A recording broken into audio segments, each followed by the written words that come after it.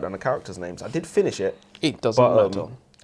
Would you read it again? No. There wasn't. No, there was no because like fairly early in, I was like, this isn't gonna be good, is it? Just because I wasn't a fan of the execution. Like I said, it was built on a very solid foundation in my opinion, but wasn't a fan of the execution. Alex Watson knows only one thing. Books are like people, will never let her down. If only she knew. Clearly she's never read the Briar Club. And is it any wonder when Miss Watson already has her hands full with more books than she could possibly hope to read down at the Boston Public Library? And when she's not reading or dreaming of far-off land, she's actually in them. Alex soon finds herself one step ahead of danger as she skips through the pages of Pride and Prejudice and flirting with mortal peril on the streets of Sherlockian London. And it was all because of that blasted door. I was quite... What in the Narnia is going on? Oh, do you know what I mean? I was just thinking, first of all, that's the first thing I thought. Pause this video right now. Go and read The Astral Library by Kate Quinn. And when you've read it, you can join us for the discussion. Or you can join us anyway, because we're going to tell you all about it. My name's Elijah. And I'm Joseph, and welcome to the Aisha Library. So we've actually Not the read... Astral Library. Yeah. We've read quite a few books from Kate Quinn now. We have. Well, it's getting up there. This is number 3. It's getting up there. And they're getting worse and worse. She should quit now. We should quit now, more like. She should quit now before she does any more damage. I'm not going to say this is worse than Briar Club, but it's not flipping far off. I'll be real, I think it's far off. You think that... I think Briar Club's way worse, but having said that, that paints this in a very favourable light, doesn't it? When it's just like, that's not the impression I wish to leave. Yeah. Since you've got more than me, maybe you should have a go first. No. Oh, see, it is this. Sorry. I think it's right. Well done, saying she found it.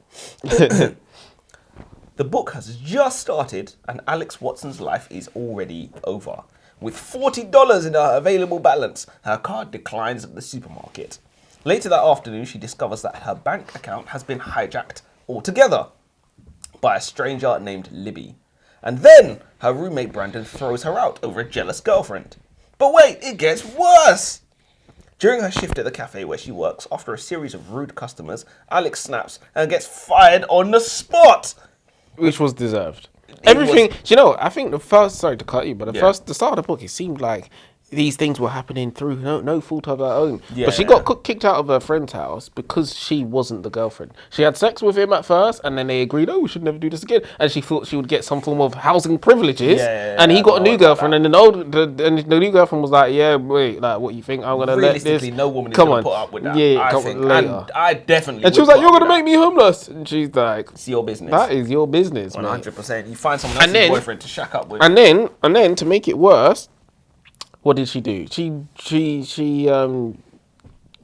dropped an F-bomb on a customer. Yeah, realistically, that is like I wouldn't say it's the number one thing. Not you're gonna get unless you're irreplaceable. If you're an irreplaceable staff member, then general manager or something. I mean like you're valuable. You're actually valuable. You work really hard or whatever. Then they might want to keep you. But apart from that, get the fuck out of here. Yeah, it's realistically you can't drop F-bombs. I've had terrible customers. There was a woman who came into my bar the other day, took her shoes and her socks off, crushed her legs on the sofa, putting her feet everywhere. I was like, that's a dream. Lost her mind.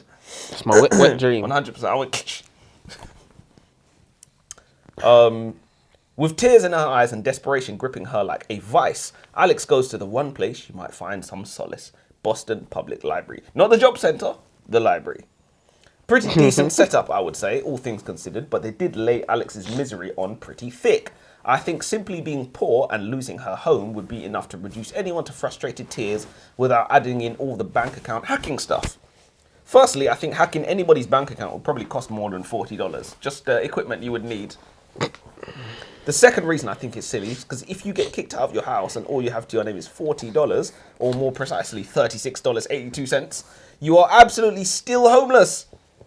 I don't know, it just seemed like the author wanted to kick Alex when she was down gratuitously. Because, you get thrown out of your house, you got $40. Yeah. You're still broke, you're still home. You don't need, someone to steal your last $40 or whatever. I think that was the author's attempt to get us to feel sorry for her so that, we can be rooting for her. No, absolutely, but it's just it was It laid didn't on very work. thick. It was just laid on very thick as well. And it's It just was like heavy-handed. It was is what you like to heavy-handed, say, and yeah. if somebody, like I said, has $40 to their name, that's still broke. You're still homeless. Like you still achieved it without laying it on so thick. So I thought it was a bit heavy-handed. I agree. Do you want to go again? I can do Yeah, two. you need to go again. Alex stumbles through the magic door and finds herself in the magic room where she's approached by a presumably magic lady in a green cardigan.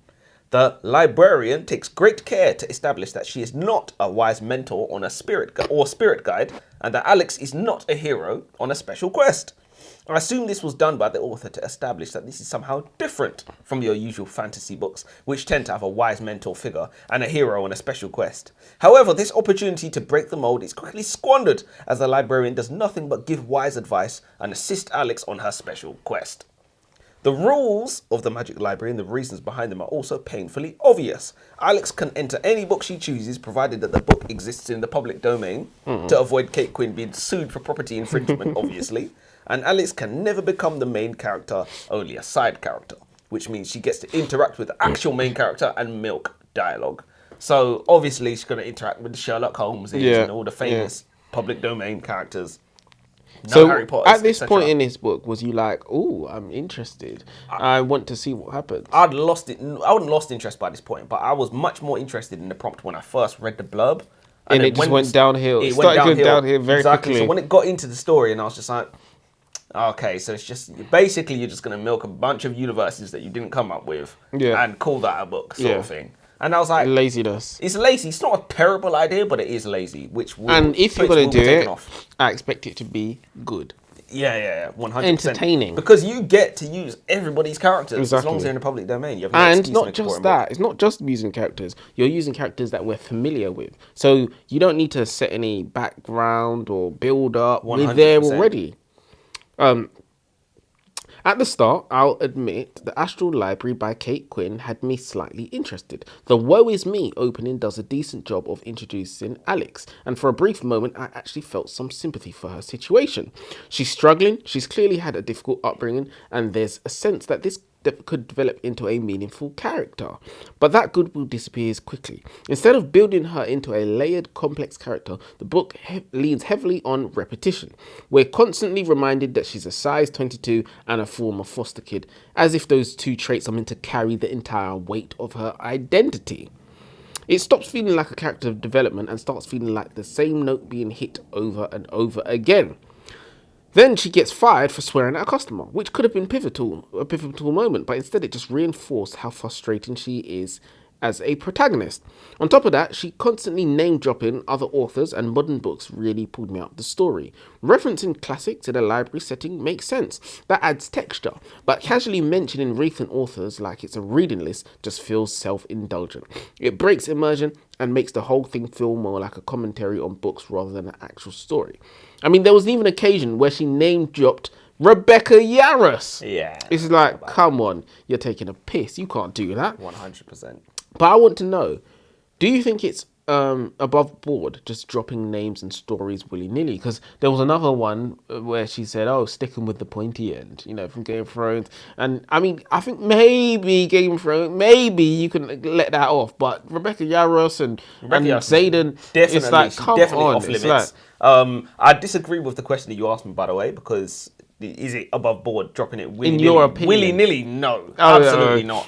It seems quite slapdash to just throw other authors. If you've gone into the Game of Thrones universe, then fair enough, have your little, cool. But she, like, the character Alex was literally just saying things like that. I know how to use a sword, sticking with the pointy end, blah, blah, blah. It's just like, what are we doing here? We have this with where authors just like to rip other people's stuff off. So I don't know if you know, Sarah J. Maas has come under a lot of heat very, very recently. Yeah, I think you've spoke about. Was he speaking to Jay about this? I might have. Oh no, maybe he wasn't. But yeah, go on. But we touched on this when we read Akatar, anyways. Yeah. But she's come under a lot of heat just because of the amount of stuff that people presume that she has ripped off from George R. R. Martin. One thing that I will say in her defense, though, is that it's very, very difficult to come up with anything new in fantasy. And George R. R. Martin has not invented a bunch of stuff people think he did invent. mainly because he's not the first fantasy author. He's just the he's a first one big to have name. a HBO TV Yeah, show. yeah, yeah. So obviously he's popularized a lot of stuff. People who don't read and only watch TV think he invented things. But that's always the way. You think It it's is come always from the way. somewhere, and it's always 100%. come You think from J.K. Rowling invented Latin? She's magic. She invented. There you go, because she's got the. Yeah. Oh, you got to go haven't you? Yep. Twice anyway. So. This story is turning me off. I am losing interest. More and more characters that I've heard of and preferred in other books are showing up. Like the author has learned the shortcut for copy and paste and is just going nuts with it. Everybody from Jane Eyre to Sherlock Holmes to Tom Sawyer, even Dracula. I'm sure Kate Quinn will still somehow find time to shoehorn a half-baked love story in here somewhere though. If she had some bollocks, she'd make Alex fall in love with the librarian, which I thought would have been at least somewhat... I wouldn't have seen it coming. Yeah, exactly. Yeah. So I think there's a very easy way to subvert expectations. Throw an LGBTQ relationship in there. Very easy way to do it. It's becoming less and less interesting as time goes on, obviously. But do you know what? I've got to admit something. It's both of the books that we're doing this week. I DNF'd them. oh, really? And I'm not surprised. really one to DNF books, but I'm not this surprised, I didn't DNF the Briar Club. You wish you did, though. Yeah, I do wish I did. What makes this more frustrating is that the premise itself is genuinely strong. A library where you can physically enter books and experience different worlds, that's a brilliant idea, and it should be the driving force of the story. But instead instead of leaning into that, the book barely explores it. You spend what feels like maybe 5% of time inside these book worlds, and even then, those moments are rushed and underdeveloped. For example, you might get a brief glimpse of a fantasy setting or a dramatic scenario, but before it has any chance to breathe or build tension, you're pulled straight back out again. The rest of the book is filled with Alex wandering around, making observations and referencing pop culture in a way that feels completely disconnected from the main concept. There's no real sense of stakes or jeopardy because nothing feels grounded.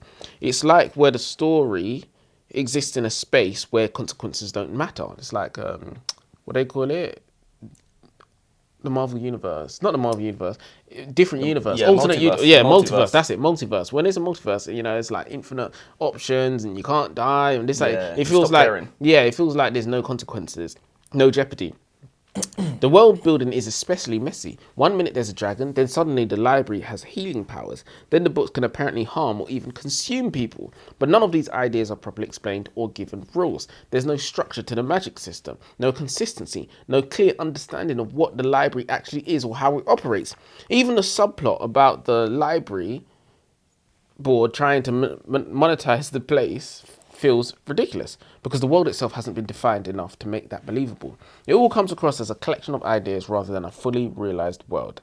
This feels like a book that an author would write for fun and never release. Yeah. I'm sure she had fun writing this, but I definitely did not have fun reading it. It's us what's meant to be having the fun. Exactly, not her. Kate. Okay, here is something I thought was clever. While attempting to escape from Chad and Chester, the Boston Public Library security guards who pursued Alex into the Magic Library, Alex uses her knowledge of novel plots to evade capture, which I thought was a nice touch. I still think it's lazy plot writing, but maybe I'm just a hater because I love it when Doctor Who does the exact same thing. Wait. So what exactly happened when she was jumping inside of books to get rid of... So the security guards are pursuing her and she knows, these books and all their plots and stuff like that. And she knows, very famous things, cargoes this way, cargo that way, whatever it might be. But the thing that I was thinking is it lazy to use other books' plots as your plot? Is that lazy? Because I think it's lazy, but at the same time, I watch Doctor Who, and it's like Robin Hood will be there, his merry men will be there, and it's like, it's the same sort of thing. Maybe it's all an execution. I think I reject the premise of your question. I don't know if it matters if it's lazy or not. We've come here for one reason. We haven't come here to see the author exercise. We've come here to see to be entertained. Entertain me. Yeah, true. If you can write a bloody entertaining book and you've plagiarized 90% of it, we'll mark you down for that. But we won't mark you down as much as we will for something that's just bored us completely. 100%. Original ideas are not the be-all and end-all. You can absolutely get away with almost anything as long as it's entertaining. Exactly. Like, people will let you off. Yeah, exactly. Like, not guilty, Your Honour. Despite all the slander I've spoken today, this book actually could have been something special. It just wasn't that well thought out, in my opinion. When all said and done, the librarian reveals that the library chose Alex, seeing her potential for being its champion, which means, of course, that Alex was on a special quest after all, and the librarian was indeed her spirit mentor, wise person after all. But we definitely knew that. And let's not get started on a half-baked romance that I definitely saw coming. Wait, so as I said, I DNF'd. I probably did about half of the book. I totally forgot the guy's name, but he was is he the fashion guy? I think so. He was going through the magic library with the librarian and Alex, and then they just shoehorned some romance in at the end. And I assume this is where. So basically, he had some projects that he needed to do, and Alex said to him, if you come into the library, then time stops, and this, that, and the other, blah, blah. And so it must have been him. But yeah, normally when I DNF books, like for Rights of the Starling, no, not even. Okay, so normally when I DNF books, I do a bit of it. If I'm like, no, I can't do this, because I'll give it good tries, you know. I'm trying, I try. And then it gets to the point where I'm like, why am I doing this? Like, why am I doing this? So normally I'll skip to the end to see what it was all about. But on this occasion, I didn't even do that. Torturing yourself. I said, I never want to see this again. I never want to hear it again. 100%. And I might, when it comes to Kate Quinn, I might just give her a miss, mate. You might call it Kate Quinn. Just give up. You've got 2 more, haven't you? I've got 1 more. Oh, okay. By the final stretch, the book completely lost me. The story becomes increasingly convoluted, with random elements being introduced without explanation. Things like magic cards that cause paper cuts, strange rules that appear out of nowhere, and plot points that don't seem to connect in any meaningful way. I genuinely struggled to keep track of what was happening, and more importantly, why it was happening. The characters don't help either. They never evolve beyond surface level traits, and their decisions feel often arbitrary rather than driven by any real motivation. Even moments that are meant to carry emotional weight just fall flat because there's no foundation. In the end, I DNF'd it, which says everything. And what makes it worse is that I've read the Alice Network, which was genuinely very good, by the same author. So this feels like a massive drop-off in quality, and it leaves you wondering whether this was rushed or not just given the attention it needed. Overall, it's a great concept, completely wasted, poorly executed, lacking focus, and ultimately not worth finishing. Did you actually finish the book? I did. It's so long ago, honestly. We read it a good couple of weeks ago. I can't even remember the guy's name. I just need to write down the characters' names. I did finish it. It doesn't matter. Would you read it again? No. There wasn't. No, there was no because fairly early in, I was like, this isn't gonna be good, is it? Just because I wasn't a fan of the execution. Like I said, it was built on a very solid foundation in my opinion, but wasn't a fan of the execution. This is gonna sound weird considering what we just talked about. You literally just said books don't need to be original, which is the first time I've ever heard you say this, so you have to forgive me for this point. Unlike you, Elijah, I don't typically take off points for lack of originality. No. However, this time I'm sorely tempted to. Why waste time creating meaningful characters when you could simply steal other authors' meaningful characters under the guise of a book within a book? What's next? A movie within a movie? It's actually genius, and I'm in 2 minds whether to credit or slander the author. I will probably stick to what I do normally and do both. So basically, you agree with me that originality isn't everything. Originality should be second to entertainment, exactly. To write a good book. Exactly. Because I've seen original shit that I have no desire to read again. All right, well, that's me done. Let's get on to the bit that everybody came for, the ratings. I'm going to go with... Let me stop you there. I agree. You may think this is generous of me. I'm going to go with 1. The fact that you said that's generous, that is crazy. I mean, it's like, if I was the author and my work was being given a generous 1, I'd treat myself. Oh, I probably can't say that, can you? Don't waste bullets.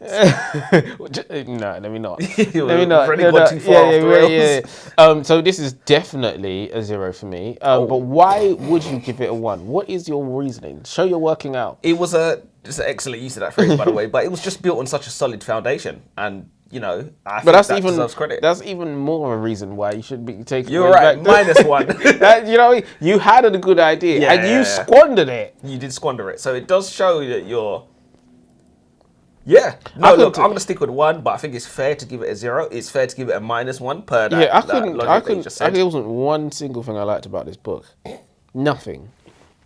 That's quite Surely that's a That's talent in and achievement. of It's itself. an That's an achievement. achievement in and of itself. If you were trying to do this. I say 4 stars. Fair. Jesus Christ.